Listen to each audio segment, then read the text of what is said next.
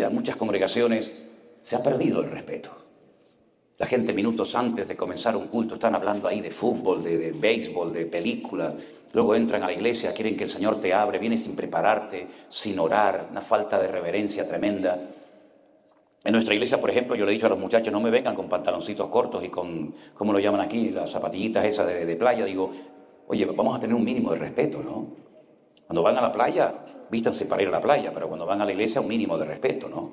E incluso les decimos a la gente que ve nuestros cultos en la casa, porque no tenemos una iglesia presencial en todas partes, les decimos, oye, cuando sea el día del culto, oiga, hágalo con temor y temblor, hágalo con reverencia, hágalo con respeto, porque el Señor se merece lo mejor de nuestra parte, ¿sí o no, hermanos? Y tenemos que enseñarle eso a nuestros hijos, ¿verdad? A cederle el puesto a la persona mayor. ¿Saben que a las personas con canas hay que saludarlas poniéndose de pie? ¿Sabían eso? Bueno, si no lo sabían, ya lo saben. A las personas mayores y con canas, cuando se les saluda, uno se pone de pie, como respeto. Yo me acuerdo cuando yo era estudiante de esos colegios, que cuando entraba el maestro nos decían, de pie. Todos nos poníamos de pie, hasta que el maestro nos dijera, siéntate. Parecía que nos iba a hacer un juicio, ¿no? Como va a entrar el juez. Y cuando nos decían que nos sentáramos, tenemos que recuperar tantas cosas, hermanos. Tantas cosas. Una de las primeras palabras que aprendíamos cuando éramos niños, ¿cuál era? Gracias. ¿Sí o no? Gracias. Hoy en día le dice al niño, ¿cómo se dice? Y el niño te dice, dame más, ¿no? Tremendo. Yo quiero hablarles en esta mañana de dos personajes que me han llamado poderosamente la atención leyendo el libro de los jueces. Porque como he dicho en varias ocasiones, estoy leyendo el libro de los jueces y son tantas las historias y las cosas que suceden en estos 200 años de historia que podríamos hablar horas, días, semanas y meses enteros acerca de cosas que ocurrieron en este periodo tenebroso de la historia del pueblo de Israel. Pero en el capítulo 8 se nos habla acerca de un campesino, de un hombre que estaba asustado en una cueva, tratando de proteger su cosecha del enemigo que les estaba oprimiendo y amargando la vida. Y este hombre un día recibe un llamado de Dios, una visita de un ángel que le dice, tú vas a ser el instrumento que Dios va a utilizar en este tiempo para traer libertad y victoria y liberación a tu pueblo. Y él duda, él no se ve capaz de que el Señor lo pueda usar a él. Él dice además, ¿Dios? ¿Qué Dios? ¿Dónde están esas maravillas, esos milagros y señales y prodigios que nuestros padres nos contaron que Dios hizo? Mira cómo estamos hoy en día, amargados, frustrados, nos roban las cosechas, no levantamos cabeza. Pero sin embargo el Señor está tratando de ayudar a Gedeón a que termine de creer y de interiorizar que Dios no le ha fallado al pueblo, sino es al revés. Es el pueblo el que le ha fallado al Señor. Y finalmente, después de una serie de pruebas que ustedes seguramente conocerán, él finalmente cree y acepta que ha llegado el momento de servir al Señor con poder, con valentía y con eficacia. Y ese hombre, cuando liberta al pueblo de la esclavitud de los madianitas, que eran terribles, violaban a las mujeres, se llevaban las cosechas, en fin, eran unos enemigos terribles. Al final de sus días, el pueblo en agradecimiento lo quieren nombrar rey. Y él dice, no. Ni yo, ni mi hijo, ni mi nieto vamos a ser reyes de vuestra vida. Porque como él dice en el capítulo 8, verso 23, Jehová, el Señor, va a ser el Señor sobre vosotros. Es decir, yo no voy a ocupar el lugar que solamente le corresponde a nuestro Dios. Yo he sido un instrumento que temporalmente el Señor ha utilizado, pero ustedes tienen un Dios, ustedes tienen un rey, ustedes tienen un Señor y saben quién es. Por lo tanto, nosotros no vamos a entrar en ese juego. Pero sin embargo le hace una petición al pueblo, les pide algo y lo quiero leer en el versículo 24. Estamos en Josué capítulo 8, verso 24. Jueces. Era para ver si estaban despiertos.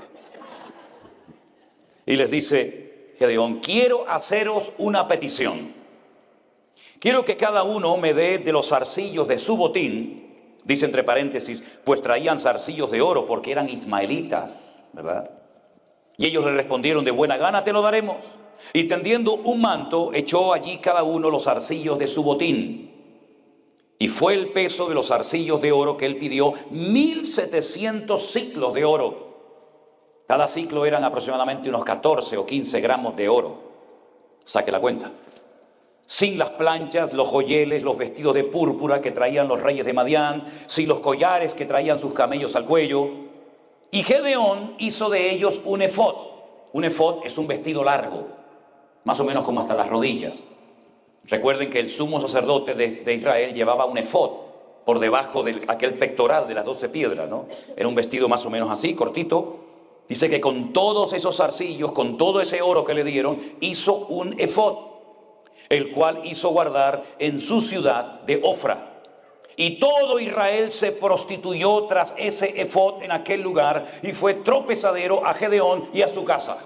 ¿Cuántos dicen amén a esta palabra? Es decir, ellos habían sido castigados y los enemigos habían vuelto a atacarles y a robarles las cosechas porque habían caído en el pecado de la idolatría. Y ustedes saben que uno de los pecados más repetitivos en la historia del pueblo de Israel era la idolatría.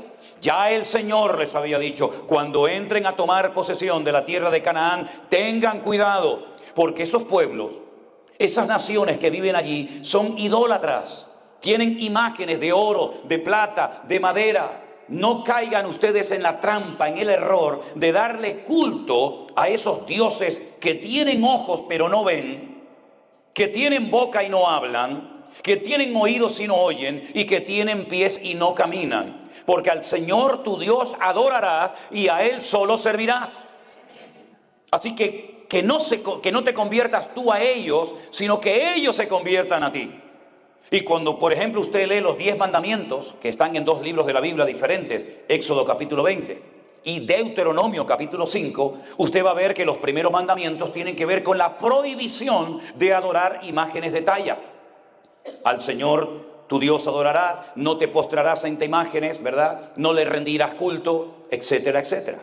Sin embargo, vemos que ellos no prestaron atención a estos mandamientos que el Señor les había dado, sino que al poco tiempo, viendo toda la idolatría de los filisteos, amorreos, cananeos, madianitas, moabitas, etcétera, etcétera, ellos adoptaron esos dioses como si fueran de ellos, cuando ellos sabían perfectamente que el Dios que los había sacado de Egipto y los había bendecido y cuidado durante su peregrinación de 40 años en el desierto, no era un Dios que se podía darle forma humana o animal, como en una ocasión hicieron, ¿se acuerdan? Cuando dice la Biblia que Moisés se ausentó un tiempo del pueblo, fue a la montaña, al monte Sinaí a orar, y mientras estaba allí orando en plena comunión con el Señor durante más de 40 días, en ayuno y oración, la Biblia dice que no se les ocurre otra cosa más que hacer un becerro de oro. Y todos comenzaron a adorarlo y a danzar desnudos, ¿verdad? Como una fiesta pagana en medio del desierto. Es decir, el pueblo de Israel, los hijos de Dios, tenemos totalmente prohibido el darle culto a objetos inanimados. Y cada vez que el pueblo de Israel adoraba a uno de estos dioses, que tenían muchos nombres, Micol, Quemos, Milcón, Astarot, Baal Zebú, Baal Berid y tantos, ¿verdad? Cada vez que caían en el error de caer en la idolatría, automáticamente venían serias consecuencias. O no llovía, o el enemigo venía y atacaba las poblaciones y se llevaba a las mujeres y a los niños secuestrados, o trabajaban y veían que no había fruto de su trabajo, o venían enfermedades físicas, mentales al pueblo, y un montón de consecuencias terribles. Y cuando Gedeón es llamado por Dios para libertar de la opresión al pueblo, resulta que habían caído en la idolatría. Pero cuando Gedeón logra vencer al enemigo, dice que durante 40 años, volvió la paz al pueblo. Pero esta idea de Gedeón de decir, bueno, yo no quiero que me nombren rey, no quiero que me hagan el amo y el señor de vuestras vidas, pero quiero que me recompensen, quiero que me lo agradezcan si quieren hacerlo, dándome los zarcillos de oro que le hemos quitado a los enemigos. Ellos dijeron, sí, perfecto, tú nos has ayudado, nosotros te vamos a ayudar y a bendecir también a ti. Dice que pusieron una especie de mantos, de manteles en el suelo, y la gente iba y daba esos anillos de oro. Con ese tesoro, él hizo un efod, un vestido. Y al final, tanto él como el pueblo terminaron adorando y dándole culto a un vestido de oro. No aprendieron nada. No hay nada peor que tener poca memoria para recordar los pecados que cometimos, para no volver a cometerlos. Ahora ya no por ignorancia, sino a sabiendas y con toda intencionalidad. Hermanos queridos, cuando hemos hecho algo malo en la vida y nos arrepentimos y reconocemos que no agradamos a Dios con aquella actuación, con aquella costumbre, con aquella tradición, etcétera, es para que nunca más volvamos a cometer el mismo error y pecado. Cuando el Señor Jesucristo perdonó a aquella mujer que según los judíos había sido sorprendida en el mismo acto de adulterio, cuando él la perdona, él le dice: vete y no peques más. No vuelvas otra vez a lo mismo, porque yo te he limpiado, yo te he perdonado y te estoy dando otra oportunidad. Pero no vuelvas otra vez a enredarte, como dice la Biblia, el perro que vuelva al vómito, sino mantente firme en victoria, porque ya has aprendido la lección. Cuando el Señor perdonó a Pedro de haberle negado 3 veces, pues no era para que lo volviera a hacer. Cuando Judas dudó de la resurrección del Maestro y lo perdonó y le demostró que verdaderamente estaba vivo, no es para que volviera al poco tiempo a volver a dudar del Señor. Es decir, si el Señor te ha perdonado algo y has sido libertado de lo que tú quieras, llámese droga, llámese pornografía, llámese alcohol, llámese lo que sea, no vuelvas otra vez atrás a enredarte. Porque la Biblia dice que ninguno que milita se enreda otra vez en los negocios, en el estilo de vida del mundo. ¿Cómo pueden terminar adorando a un vestido? ¿Qué más da si el vestido es de oro, de plata, de diamantes? ¿Qué más da? Ellos sabían que por haber adorado a quien no tenían que haber adorado, los madianitas les oprimieron durante muchísimo tiempo. Y ahora que son libres, vuelven otra vez a las andadas, vuelven otra vez a cometer los mismos errores y pecados. Y la palabra de Dios dice que fue ese vestido, a mala hora lo hicieron, un tropiezo para todo el pueblo de Israel. Que Dios abra nuestros ojos y no tengamos la memoria tan corta, porque a veces me llama la atención que hay creyentes que recuerdan lo que no tienen que recordar. Y de lo que sí tienen que acordarse y recordar lo olvidan. Así que, mis queridos hermanos, me llamó mucho la atención. Este hombre recibió una fortuna en zarcillos de oro. Y en vez de con ese dinero, pues estar tranquilo el resto de sus días, lo que hace es mandar a hacer un vestido de oro que al final la gente termina adorándolo. Y yo quiero, basándome en este error terrible que cometió Gedeón, hacerles varias preguntas. ¿Qué estás haciendo con lo que Dios te ha dado? Porque me imagino que ustedes como creyentes tienen que saber ya a estas alturas que todo lo que tenemos nos lo ha dado el Señor. No vamos a ser tan arrogantes, soberbios y orgullosos de creer que ha sido mi fuerza, mi poder, mi sabiduría, mi sudor y mi trabajo el que me ha permitido llegar hasta este nivel. Tú has llegado hasta aquí porque Dios ha tenido gracia y misericordia contigo. Porque si no hubiera sido por Dios, capaz que ya estarías muerto hace muchos años, querido. ¿Qué estás haciendo con lo que Dios te ha dado? ¿Qué mentalidad tienes? ¿Con qué mentalidad te mueves? ¿Con una mentalidad de un sabio y fiel administrador de los bienes temporales que el Señor te ha dado? ¿O con una mentalidad de dueño, de propietario? Esto es mío y solamente mío. La Biblia nos enseña que no solamente todo es del Señor, sino que somos administradores. Como diría el texto original, ecónomos. ¿Qué era un ecónomo? Era un esclavo que había tenido la bendición, digamos la suerte, el privilegio, de que su amo le dio como administrador todas sus posesiones para que éste cuidara de ellas. Tal vez el ecónomo, el administrador más conocido de la Biblia, sin lugar a dudas, fue José. Era un esclavo, pero un esclavo a otro nivel. No era el esclavo de esclavos que estaba para limpiar los pies y para hacer las peores funciones o labores del hogar, sino que era un ecónomo, uno que administraba los bienes de su amo Potifar. Dice que puso todo bajo su protección, bajo su cuidado, menos el pan del que comía. ¿Qué significa eso? Menos mi mujer. Así es un eufemismo, es una forma de decir: todo está bajo tu protección, tú eres el que lo administras, recordando que no son tuyas las fincas, los terrenos, las vacas, el dinero, etcétera, sino que tú eres una persona que me administra mis cosas, ¿verdad? Eres como mi hombre de confianza, mi mano derecha, menos mi mujer, menos el pan del cual como. Y él fue un administrador, y Pablo utiliza esa palabra en el Nuevo Testamento para decirnos que cuando Dios nos da algo tenemos que tener la mentalidad de ser administradores. ¿Qué quieres, Señor, que haga con lo que tú me has dado? ¿Tenemos un corazón generoso o somos avaros? Ustedes saben que los seres humanos, la inmensa mayoría, nacen con el puño cerrado. Los niños nacen con las manitas cerradas. Y muchos viven con la manita cerrada y mueren con la manita cerrada. ¿Por qué? Porque creen que lo que tienen es de ellos. No son solidarios, no tienen un corazón generoso, les da igual ver la necesidad de otra persona, yo y nada más que yo. Son egocéntricos, ellos son el centro del universo.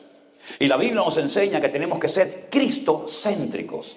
Nuestra vida gira en torno al Señor como un satélite, ¿verdad? Como el planeta Tierra que gira alrededor del Sol. Si el Señor fuera el Sol que se compara, dice yo soy el Sol de justicia, somos nosotros los que giramos en torno al Señor y le decimos al Señor, Señor, ¿qué quieres que haga? ¿Cómo puedo servirte? No solamente se sirve al Señor desde un púlpito con un micrófono en la mano como pastor o predicador predicando la palabra. Esa es una forma de servir al Señor. Pero otra forma también es orando por las personas que van a un lugar a predicar la palabra del Señor. Que Dios les dé fuerza, que Dios les dé sabiduría, que el Señor los proteja, que guarde su salida y su entrada. Otra forma es ayudando, ¿verdad?, a que se hagan eventos, comprando Biblias, comprando libros, financiando a una persona que le hubiera gustado aquí pero no podía venir y tú te enteraste y le dijiste, bueno hermana, yo te voy a pagar para que tú puedas viajar. Es decir, ser solidarios, no ser egoístas, avaros. Eso es lo que dice la palabra del Señor. ¿Cómo estamos utilizando lo que Dios nos ha dado? Tenemos una visión amplia del cuerpo de Cristo, como ayer cuando tuvimos una reunión fundamentalmente para los miembros de la iglesia, ¿no? No había visitas, era algo, digamos, más casero. Yo les dije, hermanos, tenemos que tener una visión de cuerpo, una visión amplia, no solamente mirar lo que a mí me hace falta, sino también mirar más allá de nuestras fronteras, mirar más allá de nuestros templos y tener esa visión amplia. En el Centro Evangélico Vida Nueva enseñamos que somos una sola iglesia, que se reúne en diferentes lugares y horarios por motivos, ¿verdad?, de distancia, etcétera. Pero tenemos la visión de que somos uno en el Señor. Y por eso tenemos que ser solidarios y no como Gedeón, que utilizó sus bienes para hacer algo que nunca tenía que haber hecho. ¿Cuántos creyentes se han metido en líos, en negocios y en deudas que se podían haber evitado si hubieran primeramente consultado al Señor? Luego incluso algunos se enfadan con el Señor. Señor, el negocio me salió mal, perdí dinero, perdí esto, perdí... Claro, hijo, pero tú estás trabajando como si fueras el dueño, con mentalidad de amo. Y le dices al Señor que te acompañe y que apoye tu agenda cuando eres tú el que le tienes que preguntar al Señor en humildad. Señor, ¿qué quieres que haga con todo lo que tú me has dado? Porque la Biblia dice que cuando Dios da algo y no lo usas para Él, al final se lo va a dar a otro. Porque no ha sido sabio y no ha sido un fiel administrador en la casa de Dios. Amén, hermanos. Miren, durante años yo tuve un sueño que nunca lo pude ver cumplido. Y gracias al Señor lo vamos a ver hecho realidad. Y les cuento rápidamente. Nos han tratado tan bien la gente cuando viajamos por el mundo. Nos invitan a comer, nos alquilan un hotel, una casa, lo que sea. Nos prestan un coche, un carro. Que yo decía, Señor, a mí me gustaría algún día poder bendecir a personas, por ejemplo, que están cansadas en la obra, porque los pastores también se cansan. Incluso algunos se cansan de tal manera que abandonan el ministerio y se van a dedicarse a otra cosa. Qué lindo sería, Señor, si pudiéramos tener un lugar donde las familias con sus hijos, los pastores o no pastores, pudieran ir a descansar. Qué hermoso poder tener un lugar para hacer retiros, campamentos, convenciones, vigilias de oración, seminarios bíblicos. Un lugar amplio, grande, donde la gente pueda ir a descansar, a pasarlo bien, de vacaciones. Y orábamos en esta línea. Yo le decía, Señor, danos ese lugar, Padre. Resulta que un día en internet navegando, viendo diferentes propiedades, vi una finca, un terreno enorme. Enorme. Nosotros hablamos en metros, no hablamos en acres ni nada de esto. Tiene más de 27.000 metros cuadrados, hay varias construcciones dentro, tiene unos terrenos inmensos, hay cantidad de árboles de naranjas y de limones. Y entonces nos pusimos en contacto con esta señora, es una señora, la propietaria de esto. Era una finca que antiguamente la explotaban para el tema de la agricultura, pero ya la señora está muy mayor y no quiere seguir en esto. Y llegamos a un acuerdo con ella y nos hizo una rebaja bastante grande y hemos dado ya una señal para poder hacernos con esta propiedad. Y entonces les quiero compartir esto, ¿por qué? Porque en esa propiedad, cuando el Señor nos permita adquirirla, Dios mediante para el mes de mayo, tal vez junio, vamos a tener que comprar un montón de toallas y sábanas y mantas y colchones y tenedores y cuchillos y montones de cosas para que cuando la gente venga, cuando los jóvenes vengan, las familias vayan allí a hacer alguna actividad de vacaciones, pues puedan tener un lugar, ¿verdad? Y que tenga usted su toalla, su manta, su colchón, su almohada o todo lo que sea. Ahí hay una oportunidad para apoyar este evento, este proyecto. También una de las cosas que necesitaremos son personas que quieran venir a ayudar, a limpiar, a pintar, a cortar árboles, a poner todo aquello decente. Ya tenemos una pequeña lista de hombres y de mujeres que me dicen, hermanos, nosotros vamos, ayudamos a pintar, a arreglar. Es decir, cuando alguien está aburrido en las cosas del Señor, es porque a lo mejor no le han abierto los ojos y le han indicado que la obra del Señor necesita de obreros, de hombres y mujeres que sin protagonismo, sin esperar nada a cambio, están dispuestos a invertir de su tiempo, de sus recursos, de sus bienes materiales para bendecir la obra del Señor. Se preguntarán algunos, porque yo ya llevo mucho tiempo en esto y ya soy muy mayor. Y sé que a veces la gente dirá, ¿y esa propiedad va a estar a nombre de usted, Pastor Manuel Sierra? No, señor. No, porque no es mi propiedad. Esa propiedad va a estar a nombre del Centro Evangélico Vida Nueva. Porque Manolo Sierra, cuando se muera, se murió, pero la obra del Señor sigue adelante. Así que no es mía, es de la obra del Señor y de usted también, mi hermano. Esa propiedad será de los hermanos de Las Vegas, y será de los hermanos de Alicante, y será de los hermanos de Madrid, y será de los hermanos de San Francisco. Es una propiedad que es para la obra del Señor. Y si usted el día de mañana quiere ir a verla, pues nos llama, se pone en contacto con nosotros y le diremos, pues mire, estas fechas están libres para que usted pueda venir a trabajar, a limpiar, a lo que sea. Pero esa es la mentalidad que queremos tener. Todos los recursos que Dios ponga en nuestras manos son para invertirlos sabiamente en lo que merece la pena, en la obra del Señor. Y no estoy aquí pidiendo dinero, yo no me dedico a esto, ni creo que nunca lo haga, Dios me libre. Pero si alguien busca la oportunidad de decir, oye, ¿qué hago?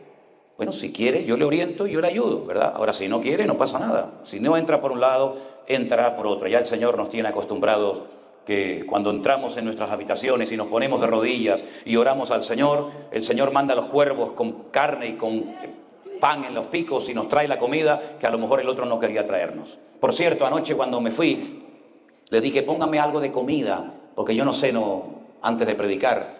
Y además estoy muy mal del estómago últimamente. Póngame, y me pusieron 500 pastelitos de dulce, ¿no? Gracias, pero está bien. Cuando se muere, o antes de morirse Gedeón, fíjense a lo que se dedicó. Déjenme que les lea el texto bíblico. Así fue subyugado Madián delante de los hijos de Israel. Nunca más volvió a levantar cabeza. Al enemigo tienes que cortarle la cabeza, espiritualmente hablando me refiero, No lo dejes medio vivo. No es como aquel que me dijo, yo quiero dejar de fumar. Bueno, gloria a Dios, está bien, hermano. Pero por si acaso tengo en la mesita de noche un paquete, por si me entran ganas. Digo, entonces no le estás cortando la cabeza, hermano. Lo está dejando medio vivo. Si David solamente hirió al gigante Goliat y no termina con él, a la semana Goliat se levanta y está otra vez creando líos y problemas en el pueblo de Israel. Así que no dejes la droga medio viva, media muerta, el alcohol o lo que sea, sino acaba 100%. La batalla fue hasta que se obtuvo una victoria completa, el pueblo reposó 40 años y entonces Gedeón en el versículo 30 dice que tuvo 70 hijos. Tenía mucho tiempo libre el hombre, ¿no? No había televisión, no había internet. ¿Qué vamos a hacer? 70 hijos que constituyeron su descendencia y tuvo muchas mujeres el hombre. 70 hijos, muchas mujeres. Pero además de las muchas mujeres que tenía, también tuvo una concubina. Perdonen la expresión si se ofenden. Discúlpenme, yo hablo castellano, hablo español de España y así hablamos allá. Una querida. ¿Se entendió? ¿Se ofendió? No, entonces sigo adelante. Tuvo una querida, que la Biblia llama concubina, pero era, usted sabe lo que era, aparte de las que ya tenía, no estaba contento con las que tenía, quería más. Y estaba esa concubina en Siquén. Siquén hoy en día se llama Nablus, es un sitio muy peligroso de Israel. Allí nunca se entra para nada. Siquén era la capital de Samaria. Allí está el pozo, todavía está el pozo de la Samaritana donde Jesús se sentó a hablar con ella. Allí está enterrado José, pero lamentablemente es un lugar muy peligroso que nunca vamos. Allí en Siquén vivía esta señora y quedó embarazada y le pusieron al niño que nació de Gedeón y de la concubina un nombre precioso, Abimelech. Abi significa mi padre, Melech en hebreo significa Dios, rey. Mi padre es rey.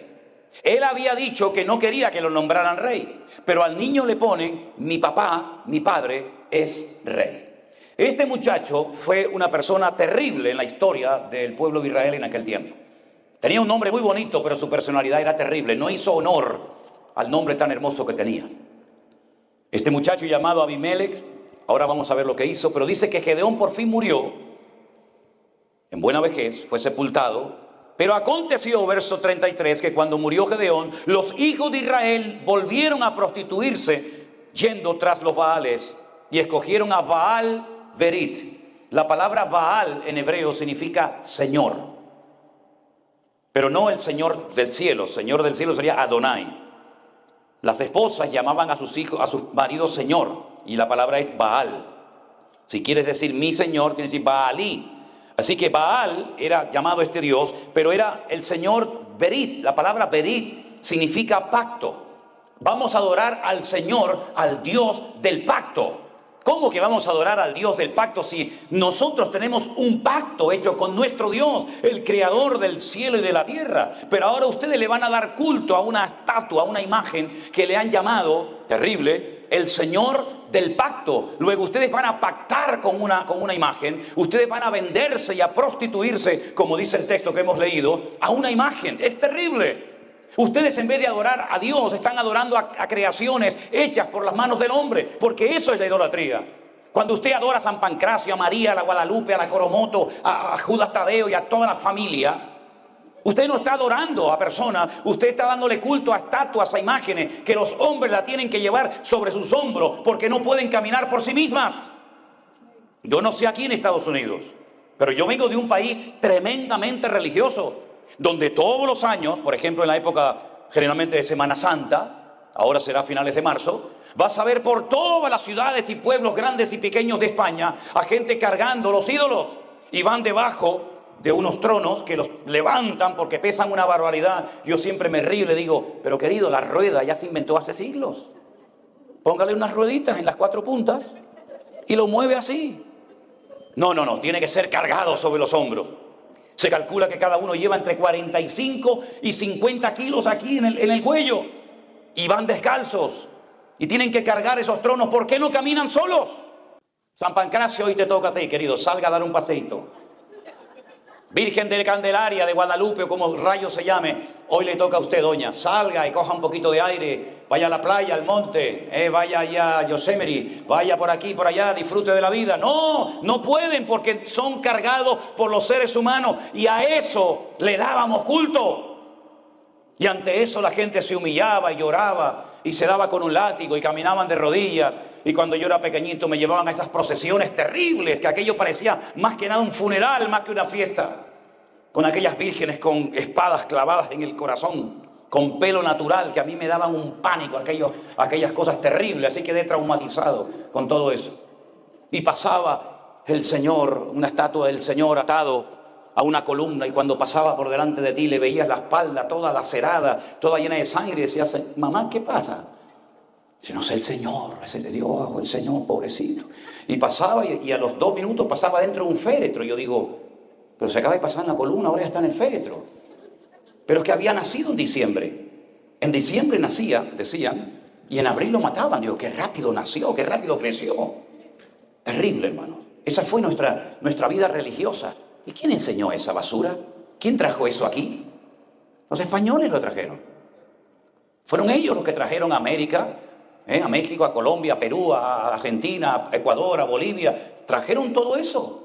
Religiones muertas que no servían para nada allá, en el viejo continente, las trajeron para acá. Y hemos sido idólatras durante años por ignorancia. Pero ahora ya no le vamos a dar nunca más culto a imágenes. Ahora adoramos al Rey de Reyes y al Señor de los Señores, que nos ha cambiado la vida, mi querido hermano. Bendito sea Dios.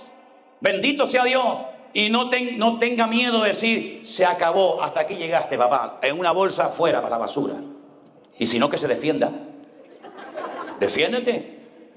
Gedeón, cuando fue llamado por el Señor, fue al campo y destruyó la estatua de su padre. Y al día siguiente dijeron, hay que matar al que destruyó la imagen del papá de Gedeón. Y el papá de Gedeón dijo, bueno, si es Dios, ¿por qué no se defendió? En otras palabras, no tenga miedo de obedecer a Dios. Haga una limpieza de vez en cuando del hogar. No solamente saque la basura, también la basura espiritual, que a veces trae ataduras y trae maldiciones y trae mal ambiente a las casas. Nunca me olvidaré, yo estaba predicando al aire libre en una campaña evangelística hace años en Canarias. Y había un señor sin piernas que lo ponían cerca de la plataforma todos los días y escuchaba la palabra. Este señor al final se convirtió al Señor, se bautizó. Pero el primer día que este hombre se convirtió, me llevó a la habitación de su casa. Y cuando entré en la habitación, hermano, aquello era el Vaticano en miniatura. Todas las paredes estaban llenas de santos, de vírgenes, de fotografías. El del cuchillo, el de la espina, el de la espada, el de la cruz. Aquello era terrible. Y me dice, ¿y ahora qué hago con todo esto? Digo, con todo esto, si quiere yo le ayudo. A mí me encanta esto. Leña y al fuego. ¿Y saben qué lo hizo? Pero comenzó a llorar. Me dijo, ¿saben qué, hermano? Mire la pared como está, toda llena de agujeros. Para que cuando vea esos agujeros se dé cuenta de dónde te sacó el Señor. Así que, mis queridos hermanos, yo doy gracias a Dios que nuestros ojos fueron abiertos y que nunca más volveremos a esa ignorancia, a ese engaño, a esa manipulación, a esas mentiras creadas por las manos del ser humano, pero que no tienen poder ni para hacernos daño, ni para hacernos cosas buenas, porque están muertos. Y dice la Biblia, y los que lo adoran son igual que ellos, están muertos espiritualmente hablando. Cuando este hombre muere, dice la Biblia que no tuvieron misericordia de su descendencia, no se acordaron de todo lo bien que se había comportado con ellos, no se mostraron agradecidos, verso 35, no se mostraron agradecidos, no le dan gracias a Dios por la vida de este hombre que se esforzó y fue valiente hasta el final, pero resulta que aquí hay uno que tiene heridas en el alma. ¿Por qué? Porque es un hijo ilegítimo, fuera del matrimonio, ¿se acuerdan? Tenía muchas mujeres y 70 hijos legales reconocidos, pero don Gedeón tenía en la ciudad de Siquén, capital de Samaria, una amiga con la cual había tenido un hijo que se llamaba Abimelech. Y este estaba dolido porque había sido algo extramatrimonial. Y no hay nada más peligroso que una mujer o un hombre dolido, herido, que no le permite al Señor sanar la herida de su corazón. Les voy a hablar brevemente de dos muchachos que fueron criados o se tuvieron fuera del matrimonio legal. Uno es Abimelech, mi padre es rey, un hombre dolido que van a ver lo que llegó a ser, terrible lo que hizo, pero el otro rompió lo que en hebreo se conoce como la perfección. Si cuando un padre llenaba la aljaba, dice, bienaventurado el varón que llenó su aljaba de hijos, ¿cuántas flechas cabían en el saquito, en la aljaba? 7. Cuando un padre había tenido el privilegio de tener 7 hijos, yo anoche cuando oramos por Bianca, ¿está por aquí? ¿No están? Que vi 2 muchachitos y una niña, le dije, te faltan 4, para que sea todo perfecto. Así que adelante, hermano, esfuérzate y sé valiente. Cuando un papá tenía 7 hijos, se consideraba el hombre más privilegiado y gozoso del mundo, porque tenía la perfección familiar. Tengo mi esposa y 7 hijos, y si eran varones, más todavía. Pero resulta que David era el 8º, y por eso no comía con los hermanos mayores en la mesa. Por eso le decían, no, tú fuera, tú vete al monte a cuidar las ovejas de papá, y allí te buscas la vida. Si comes, me da igual. Si bebes, me da igual. Si te ataca un oso o un león, allá tú. Pero aquí comemos los legítimos. Y tú afuera. Hasta el punto era el menosprecio al que había roto el patrón del 7, de la perfección, que cuando el profeta, el varón de Dios, el hombre más importante e influyente en Israel, va a la casa de su padre Isaí, porque dice que el Señor lo había mandado para ungir al siguiente rey de Israel. Conocen la historia, ¿verdad? Dice la Biblia que Samuel va a ungir al primogénito. ¿Por qué? Porque la palabra primogénito en hebreo es Bejor. Y Bejor viene de Berajá, que es bendito o bendición. Es decir, el primogénito es el que hay que bendecir. Y el Señor le dice, no lo hagas, no lo unjas, porque tú miras la apariencia exterior, pero Dios mira el corazón. Bueno, entonces será el siguiente, ¿no? Dios rompió el patrón muchas veces. El mayor servirá al menor, como en Jacob y Esaú, etc. Entonces, cuando va a ungir, a derramarle el aceite sobre la cabeza, el Señor le dice, ese tampoco es. Y va uno detrás de otro hasta que al final Él dice, Dios no me está guiando, no me muestra, no me da paz. ¿Tú tienes por casualidad otro hijo? ¿Cómo es posible que viniendo el profeta a la casa no habían llamado a David? Como si el profeta fuera todos los días a una casa. Era un honor, hermanos. Era un privilegio que el varón de Dios, en este caso Samuel, fuera a la casa de una persona sencilla y humilde, en un pueblecito chiquitito como era Belén o Betlehem, en la casa del pan, a visitar a un tal Isaí. Era un honor, hermanos. ¿Cómo no llamaron a David? Porque David no cuenta esto. Aquí no cuenta David para nada. Pero lo vil y lo menospreciado, dice la Escritura, es lo que Dios toma y usa para avergonzar a los que se creen sabios en este mundo. Y dice Samuel, no nos vamos a sentar a la mesa, ni aquí va a comer nadie hasta que llamemos a David. Y entonces ahí ya lo llamaron. Cuando les apretaba el hambre, dijeron, vamos a llamarlo. ¿Cuánto tardó David en venir? Bueno, no había teléfono, no se le mandó un WhatsApp, no se le mandó un mensaje. Tuvieron que ir a buscarlo, tuvieron que traerlo, probablemente tardó horas en venir. La cuestión está en que el más pequeño, el que rompió el patrón, la perfección del 7, cuando entra, el Señor le dice, ese es, estás delante de mi ungido, levántalo porque es un hombre cerca de mi corazón y fiel y hará todo lo que yo le mande. Fíjense los dos extramatrimoniales, David y Abimelech. David se dejó tratar por el Señor. Era el octavo, no se contaba con él. Sus hermanos lo menospreciaron. Su padre ni lo llamó a la comida.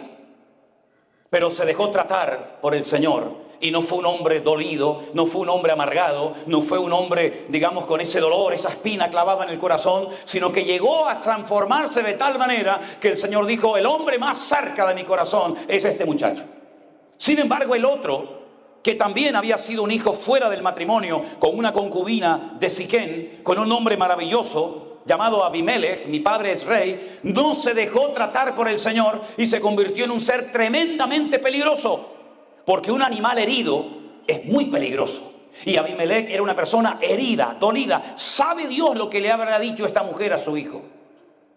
Por eso qué importante la influencia de una madre y de un padre, evidentemente, en la vida de un hijo. Como dije ayer, la madre en la Biblia le transmitía a los hijos la fe, la confianza en el Señor. Y el papá, el conocimiento de las Escrituras, de lo bíblico. La palabra es mamá, es madre en hebreo, viene y está entroncada con la palabra emuná, que significa fe o confianza en Dios. ¿Qué le transmitió esta mujer a su hijo? Mira cómo nos tratan, tu padre nos tiene abandonados, no nos pasa el dinero de todos los meses. Es un desgraciado, tiene un montón de mujeres, tiene un montón de hijos, tiene un montón de dinero, pero nosotros aquí estamos en la miseria y le fue envenenando la cabeza a su hijo Abimelech. Cuidado cómo le hablas a tu hijo del padre o del marido que te abandonó. No le transmitas tu odio, no le transmitas tu venganza, no le transmitas tu herida a tu hijo, porque lo vas a torcer y el árbol torcido se endereza de pequeño. Cuando es grande ya no se puede enderezar. Sobre toda cosa guardada, dice la Biblia, guarda tu corazón. Tus heridas son tus heridas. No tienen por qué ser las heridas de tus hijos, ni la de tus nietos, ni la de tu familia. Cuidado cómo le hablas, ¿verdad? De lo que pasó, sea papá o sea mamá. Porque Abimelech fue una persona que creció con odio, con amargura, con resentimiento. ¿Sabes lo que hizo cuando pudo hacerlo? Te lo voy a leer. Le dieron a Abimelech dinero. Ahora te voy a decir quién se lo dio y con qué gente se rodeó. Pero dice que vino a la casa de su padre en Ofra. Jueces 9:5. Mató a sus hermanos, todos los hijos de Jeroboam o de Gedeón, 70 varones sobre una misma piedra. Solo quedó Jotán, el hijo menor, que se escondió. Mató a sus 69 hermanos en un día. No se le conmovieron las entrañas. Era un hombre sin misericordia. Era un animal herido. Era una persona que dijo en algún momento, yo les demostraré a ellos que también soy tan importante como ellos. No pactó, no dialogó, no habló, no buscó la paz. No, los mató a todos. Se convirtió en un asesino. y mató a 69 hijos y uno solo se escapó, el pequeño llamado Jotán. Y entonces a continuación ya ha eliminado supuestamente a sus enemigos. Entonces se juntaron todos los de Siquén y los de la casa de Milo y lo eligieron rey, cuando él sabía que no podía ser rey en Israel. Pero él quería ser rey, él quería protagonismo, él quería ser el número uno, y a todos los que consideraba enemigos los eliminó. ¡Qué espíritu tan peligroso, hermanos! Cuando hay gente que ve enemigos por todas partes, cuando ve esa gente que le da rienda suelta a su imaginación. Y ¿saben una de las peores cosas que hay en la vida de un hombre o de una mujer? Que te convierte en un esclavo y en una persona amargada. ¿Lo quieren saber? ¿Lo quieren saber o no? Los celos. Una mujer celosa es un infierno. Un hombre celoso y posesivo es un infierno vivir con esa persona. Porque se imagina cosas, piensa cosas, incluso dice que ve hasta cosas que no existen, pero que para él o para ella son reales. Así era Abimelech, un celoso, un envidioso, un amargado, y en cuanto tiene la capacidad de hacerlo, mata a todos sus hermanos y se deja proclamar rey. Eso es lo que él en el fondo quería, protagonismo. Él no se dejó tratar como David se dejó tratar, a pesar de que sus hermanos lo menospreciaban. Este no se dejó tratar, al contrario, se fue llenando de veneno y de odio y de amargura y de venganza, hasta que llega y ejecuta su plan diabólico de eliminar a sus hermanos. No tuvo compasión ni misericordia de nadie. Al final, podríamos hablar horas de este personaje siniestro. Al final, lo que empieza mal, termina mal. Al final muere un día cuando alguien le tira una piedra desde un edificio, una muralla, le parten el cráneo, luego, en fin, todos conocemos el resto de la historia. Pero déjeme para concluir, ¿de quién se rodeó este hombre? Si a sus hermanos no los quería y los mató, ¿quién apoyó a este muchacho? ¿Quién ayudó a este Abimelech, este personaje siniestro? ¿Quién lo ayudó? Miren lo que dice el verso 4. ¿Tienen su Biblia? Los que la tengan lo pueden leer conmigo, si quieren en alta voz, por favor. Y le dieron 70 siclos de plata del templo de Baal-Berit, con los cuales Abimelech alquiló hombres ociosos y vagabundos que le siguieron. ¿Quiénes le siguieron? Hombres ociosos, vagos, de mala reputación, vagos que le siguieron. Hay un refrán que seguramente ustedes lo conocen, el refranero popular del español es muy amplio, hay miles y miles de refranes, pero hay uno que dice: dime con quién andas y te diré quién eres. Quien se arrima a buen árbol, buena sombra le cobija, ¿verdad? Y todo eso. Proverbios dice: anda con sabios y sabio serás. Este se rodeó de lo peor, de la peor calaña, vagos, ociosos, personas que no querían hacer nada, pero los compró con dinero, los alquiló, dice la Biblia, y entonces le apoyaban. ¿Sabes? Tú tienes que orar al Señor para rodearte de gente que te amen tanto, que sean capaces de decirte cuando hagas algo mal, que te lo digan. Si solamente te rodeas de personas que te van a favorecer y te van a decir lo que tú en el fondo quieres oír, tienes un gran problema. ¿Qué es lo que hacen la mayoría de los políticos? Compran a los que les rodean, los alquilan como hizo Abimelech, y estos dicen lo que el presidente o el gobernador o quien sea en el fondo quieren oír, pero no se atreven a decirle: usted está equivocado. Eso no es así. ¿Qué es lo que hacen muchos ministerios hoy en día? Se rodean de personas, todos comprados, todos alquilados como Abimelech. Y entonces: sí, pastor, sí, hermano, sí, pastor, usted es el varón de Dios, sí, usted es el ungido de Jehová. Y al final lo que están haciendo es echan a perder a este hombre que podía haber sido una bendición, pero que por haberse rodeado de vagabundos y de vividores y de personas que con tal de quedar bien delante del hombre son capaces de quedar mal delante de Dios, al final terminan estropeando a una persona. Y yo siempre he dicho a la gente, en el momento en el que ustedes comiencen a notar, con la Biblia en la mano, que yo me estoy desviando, que ya no predico la sana doctrina, que ya no predico la palabra, sino empiezo a predicar tonterías y no tiene nada que ver con la palabra de Dios, hermanos, denúncienlo, díganlo, háblenlo. No digan: sí, pastor, no, sí, pastor, no, pastor. El creyente no está obligado a decir amén a todo lo que se predica, sino amén a lo que es bíblico y no amén a lo que no es bíblico en la palabra de Dios. Y este fue el problema de Abimelech. Un muchacho resentido, amargado, frustrado, lleno de odio, lleno de amargura en su corazón, lleno de celos, que mata a quien no tenía que haber matado. Se rodea de quien nunca tenía que haberse rodeado y finalmente se convierte en un rey que ni era nada, porque empezó mal y terminó mal. Que Dios guarde nuestras vidas, mis queridos hermanos, de cometer los mismos errores, porque si usted ha notado, en la Biblia no se ocultan los errores ni los pecados de los hombres de Dios. No solamente encontramos lo bonito que hizo David, también lo feo, Y no solamente vemos los milagros y las maravillas que hizo Gedeón, sino también los errores que cometió. Y la pregunta es, ¿por qué la Biblia no ocultó lo malo? ¿Por qué no se contó? ¿Por qué no se relató solamente lo bueno? Bueno, primeramente para que no tengamos un concepto distorsionado de esos personajes de la Biblia. Porque Santiago en su epístola, casi al final del Nuevo Testamento, dice que Elías, fíjense de quién estamos hablando, Elías, dice, era un hombre sujeto a pasiones semejantes a las nuestras. Es decir, era un hombre exactamente igual que nosotros, pero cuando oraba, cuando ministraba, cuando el Señor lo usaba, era una bendición tremenda. Pero era exactamente igual que nosotros. Hermanos, si en vez de haber sido la época de Gedeón, de David, de Pedro, de Sansón, hubiéramos vivido nosotros, ¿qué nos hubiera pasado a nosotros? A lo mejor nos hubiera hablado de los pecados de Gedeón, o de los pecados de David, o de los pecados de Salomón. Tal vez se hubieran hablado de nuestros pecados, ¿no les parece?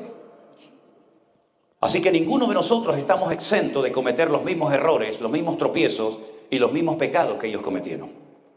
Con estos dos personajes, Gedeón y con Abimelech, creo que tenemos material e información más que suficiente para saber cómo tenemos que vivir decentemente y con orden.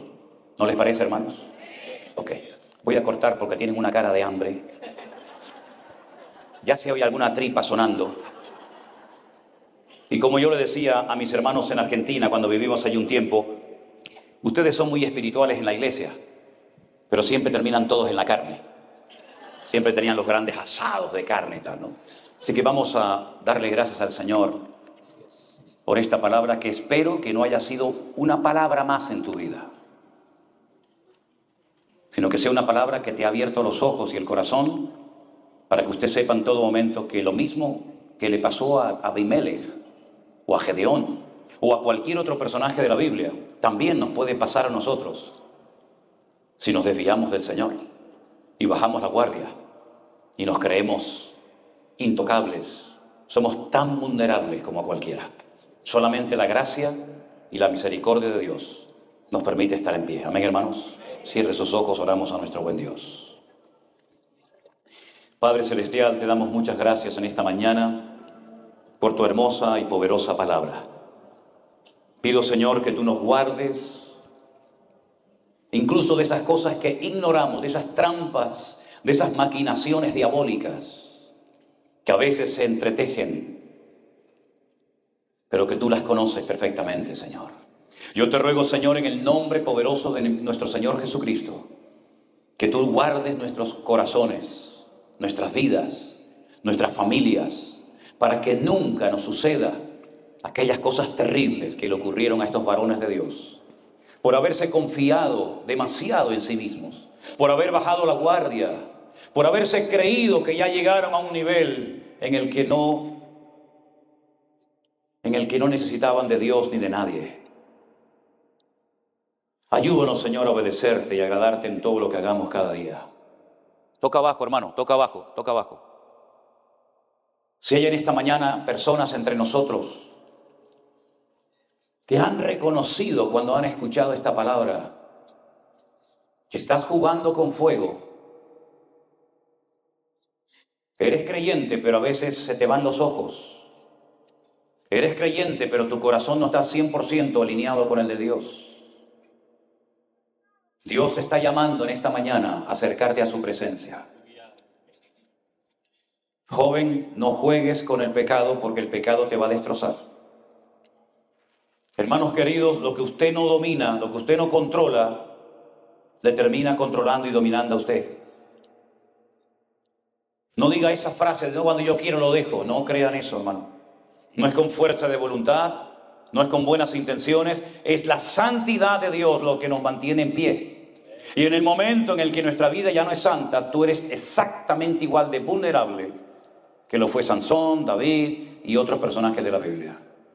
Así que tómense bien en serio su comunión, su relación con el Señor. No dejes que nada ni nadie se interponga en tu relación con el Señor.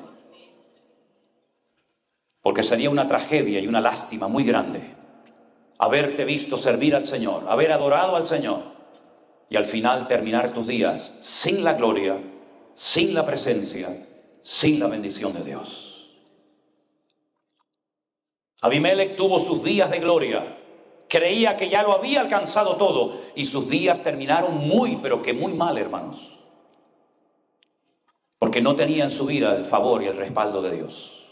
Busca siempre que lo que hagas y lo que digas cuente con el aval, con el favor de Dios. Porque de lo contrario, lo que sirves, en lo que quieres servir, como dice la Escritura, será heno, madera y hojarasca, que el fuego de la prueba vendrá y lo destruirá todo completamente. Tenemos que edificar nuestras vidas sobre la roca que es Cristo Jesús, porque nadie puede poner otro fundamento que el que está puesto, el cual es Jesucristo. Que tus obras, tus alabanzas, tu ministerio, tus canciones, tu vida sea piedras preciosas para Dios, sea fuego, sean cosas que permanecen a pesar del fuego de la prueba y puedas mantenerte fielos en el nombre del Señor. Estamos viviendo tiempos difíciles, tiempos peligrosos y vamos a ser sacudidos en muchas maneras. No quiten su mirada del Señor. Confía en Él y Él hará. Gracias, Padre, por tu misericordia. Gracias, Señor, por tu paciencia. Bendice a todos y a cada uno de mis hermanos en esta mañana. Y si usted en esta mañana está al lado de su hijo, de su hija, su esposa, su marido, algún familiar, oren juntos en este momento al Señor. No hay prisa, si no comemos no pasa nada. La comida es secundario. Tomen la mano, pónganle la mano por encima a su hijo, a su esposa, a su marido y oren juntos al Señor para que no caigan, para que no tropiecen, sino puedan mantenerse firmes, juntos, unidos al Cristo y a su palabra, y que nada ni nadie perturbe la paz del hogar. Saque de su vida, saque de su corazón, expulse de su casa todo aquello que es una mala influencia. Abraham tuvo que echar a Agar y a su hijo Ismael para que viniera la paz del hogar. Si Dios le está poniendo en su corazón que hoy tiene que salir algo de su casa, algo que no es bíblico, algo que no agrada a los ojos de Dios, algo que desagrada el corazón del Señor, sáquelo en el nombre de Jesús. Sea valiente, sea atrevido, y el Señor le recompensará y le bendecirá ampliamente. Pero repito, no deje que nada ni nadie perturbe la paz de su hogar, porque si no hay paz en el hogar, su casa se convertirá en un infierno. Nada más lejos de lo que Dios quiere para nosotros. Guarda las familias aquí representadas, Padre mío. Guarda a nuestros hijos, nuestros nietos, los maridos, las esposas. Oh Señor, esos hijos descarriados, que vuelvan a tu redil, que vuelvan a tu palabra, que vuelvan a tu corazón. Y ayúdanos, Señor, a mantenernos firmes en santidad, como luz del mundo, como sal de la tierra, Señor Jesús. Gracias te damos por este día, donde tú nos estás hablando y tratando, Señor. En el nombre de tu amado Hijo Jesús. Amén y amén. Gloria a Dios.